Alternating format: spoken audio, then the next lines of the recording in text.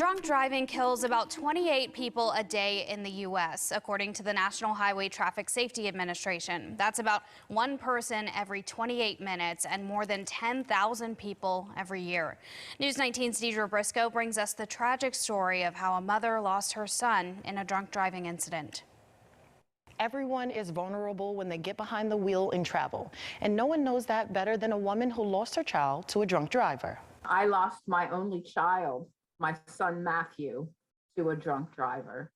When he was a senior in college, he was a student at Florida State University, and he had come home on Christmas break. And in fact, today's the anniversary of the crash. Connie Russell's son Matthew was in the back seat of someone's car on his way to scuba diving.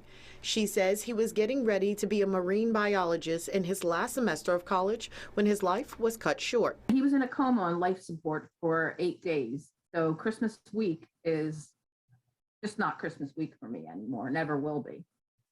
Matthew lived on life support for a week until he died because of the selfish and criminal act of a drunk driver. Matthew was just 21 years old, and the drunk driver who hit the car he was in was also just 21.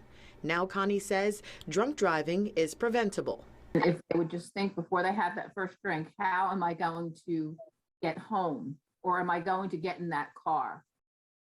Then they would make that choice not to drink, or have a designated driver, have an Uber, have a taxi.